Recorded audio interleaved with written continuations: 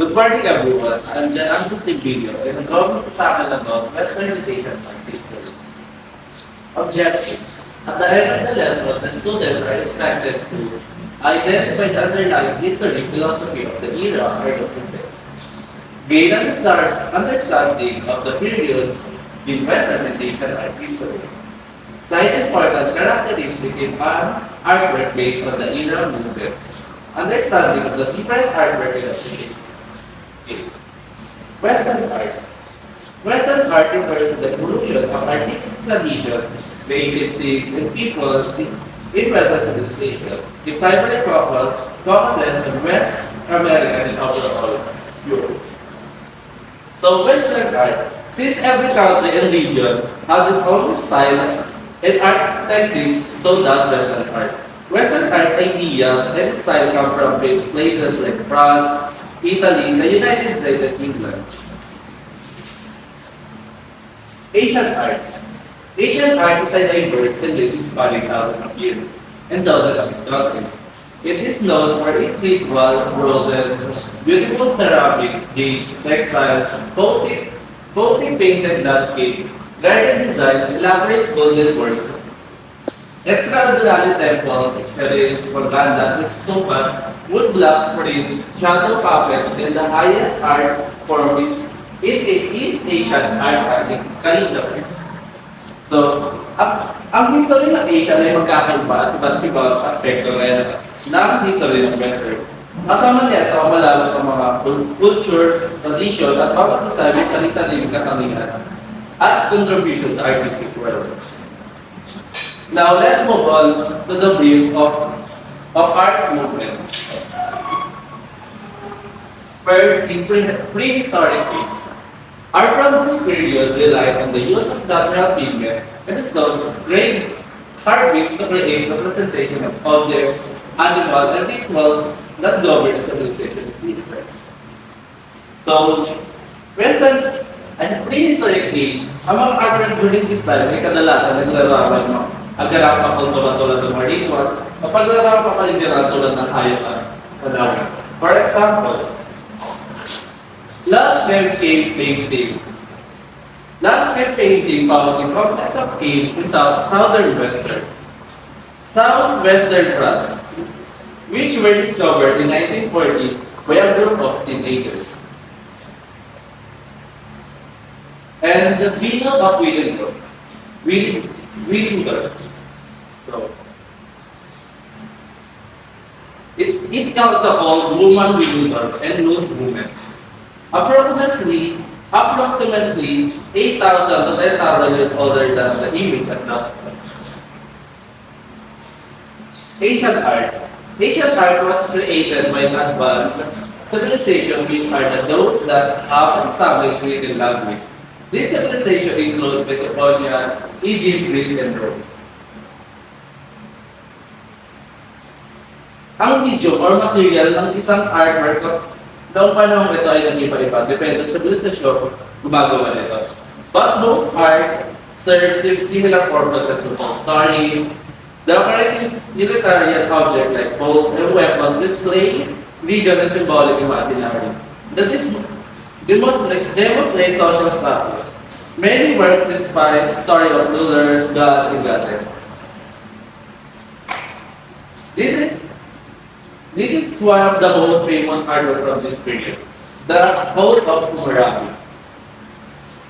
It's piece of stone curves with a set of laws and image of King Hammurabi and the Mesopotamian god Shamash. Hindu reflects the plurality of beliefs portrayed by holy symbols, which is the Swatistika, the lotus flower. So Hinduism is one of the world's oldest religion, originated in Egypt. So for example, all symbol, it is utilized at the beginning and the end of Hindu prayers, chants, and meditation. And Swatistika symbol, the Swatistika hold essential meaning for the Hindus, representing the prosperity and the good fortune. Lotus symbol. Lotus flower, ito sa Pilipinas, ang pambansang bulaklak natin ay sampagitan. At ang national flower of India is lotus. Symbolizes unity, overcoming advertising and effort. Chinese. Chinese classify according to the dynasty under which they were produced. Include the love of nature, presence in the moral, educative capacity of art, and appreciation of simplicity, gratitude for accomplished branchmark interest in interviewing the subject from various perspectives. And loyalty to match use motives and design for from lotus names and dragons. Here's the example. This is a famous Chinese artwork. Originally, this seated Buddha was located inside the temple. But due to the collapse of the wall, it was now seen outside the temple. Japanese. Japanese art covers a wide range of art style and media, including an Asian poetry, calligraphy on silk paper, ink painting, origami, Dorodano, sculpture, and ukiyo-e paintings, and woodblock plates, and more recent format. A modern method of Japanese art and comics. Japanese art boasts a rich history stretching back thousands of years, encompassing a vast array of artistic forms. Here's an example. Origami, and the a modern method of Japanese smuggle. Byzantine art. Byzantine art is Islamic. Byzantine art is almost entirely concerned with the religious expression and more specifically with the impersonal translation of perfectly controlled church theology into artistic terms. Byzantine art is mostly in churches because the money in the empire was spent on the church buildings. And Islamic art can be found in the architecture of mosaic with which are the place of prayer in the religion. For example, the example of Byzantine art is the Hagia Sophia. This Hagia Sophia is destroyed twice. By a riot, the first riot was caught in the fire. In the second riot, it was washed out completely. Middle Ages. The Middle Ages often referred to as the Dark Ages, marked a period of economic and cultural deterioration following the fall of the Roman Empire in 479 AD. Much of the artwork produced in the early years of the period reflects the darkness, characterized not imaginary and the brutal scenery. Art produced during this time was centered around the church. So, Middle Ages reflects the social, religious, and the political realities of the time. It's a fascinating period that offers a freedom into belief, values, and artistic expression of the Bible. Renaissance. The Renaissance period is considered one of the movements that had the most influence over the many eras that followed after it. The period was uplifting as the Renaissance virtually means liberty. Despite the common misconception that the Renaissance was one comprehensive movement that lasted well into the 16th century, the movement actually consisted of the two different periods that can be divided into early Renaissance and the High Renaissance. So, early and High Renaissance. The early Renaissance originated in Florence, Italy during the 15th century, at the time when the when most artists were heavily focused on the classical themes involving Greeks and Roman influence. The High Renaissance is a short period of the most exceptional artistic production in the Italian state, particularly Rome, the capital of Papal state, and the Florence during the Italian Renaissance. So, ang early Renaissance ay nagpo-focus sa iba't ibang bahagi ng painting nito, proportion in the human expression, while the High Renaissance can express art styles such as Anthropogol and Sfumata. Anthropogolas are linear perspective. Sfumato is the art technique that which outlines are sculpted almost easily. Here is the piece of early Renaissance. The So this is a piece of here is the art piece during High Renaissance. All these paintings express the sfumato technique.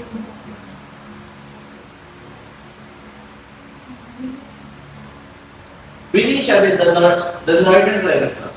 The Northern Renaissance is the Renaissance in Northern Europe before 1450. Italian Renaissance, humanism had little influence outside Italy. From the late 15th century, the ideas spread around Europe.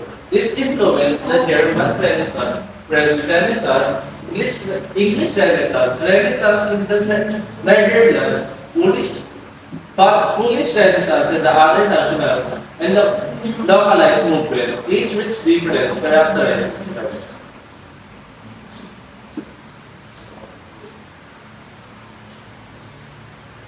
Modernism and Baroque. The late Renaissance presents the art period modernism. Modernism is characterized that human bodies will be elongated as well as the art piece, being crowded with people. Baroque art is characterized by rich color, Christian themes, intense shadowing, and highly dramatic scenes that are heavily forceful.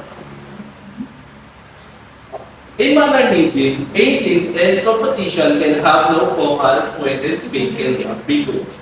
While in Baroque art, period emphasizes extravagance and emotion. Here is an example. Look at the drama that the Caravaggio has created. Here, through this meticulous treatment of light and shadow.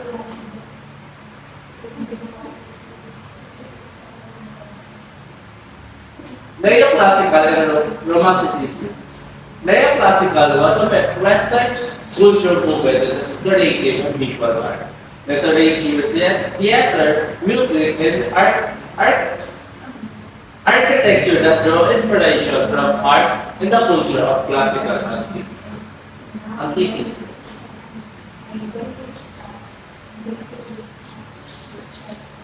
Neoclassical. Many of the philosophers during the Enlightenment looked at the world and ideas of Greek philosophers.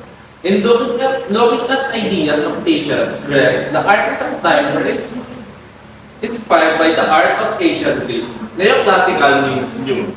Classical, so the art time is similar to the classical Greek style with emphasis on human form and seriousness. For example, Italian sculptor Antonio Canova drew youthful classical element in his marble sculpture, but avoid the fault artistically that was represented in many of these early creations. So, Romanticism was an art and intellectual movement that ran from the late 18th century through the 19th century. It is stressed strong emotion as a source of aesthetic experience, placing emphasis on such emotion as trepidation, horror, and the experience Confer- confronting the subtlety of nature. Romanticism, the artists of the time created works that were about imagination and individually in response to the industrial revolution. People were flocking to the cities and the artists wanted to express that there was more than the harsh realities of factory work. They used soft lives and lack of honor.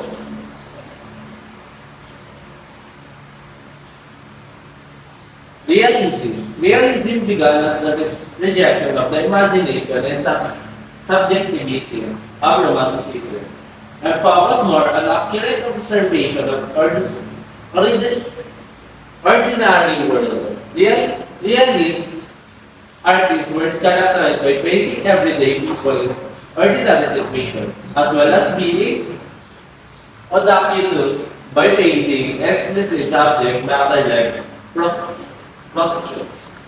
The focus of art turned to everyday action and teaching. This means the subject of art is the working class.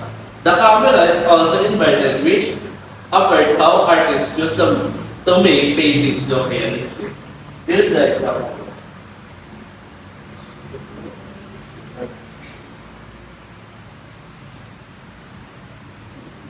Impressionism. Impressionism is a style of painting that emerged in the mid to late 18th, the late 1860s. The movement emphasized an artist's immediate impression of movement and scenes, communicating through the effect of light and its reflection short brush strokes and the separation of colors. Expressionism, most of the Impressionists were French and they began painting less realistic and respond realistic. Postmodernism, like Impressionism, postmodernism had a strong emphasis on light as well as distinguish strong. Additionally, postmodernism became an even greater medium for expression, as it was not afraid of how subject matters. Artists were less connected to other people, so the art is much less realistic and much more expressive. Postmodernism takes the idea of the individual expressing reality in painting it, but use much brighter colors and represents lines more expressive. Fauvism and expressionism. Fauvism is the style of Les Fauvus, French for the wild beast, a group of early 20th century modern artists whose work emphasized painterly qualities in strong color over the representational or realistic values retained by expressionism. Expressionism is a modernist movement initially in poetry and painting, originating in the Germany at the beginning of the 20th century. It's typically traits is to represent the world solely from a subjective perspective, this starting in radically for emotional effects in order to evoke moods or ideas. Fauvism is a term used of distortion and extragolation for emotional effects, which first surfaced in the art literature of the early 20th century. Expressionism is an artist style in which the artist attempts to portray not object reality, but rather the subjective emotion and responses that object and events arouse in him.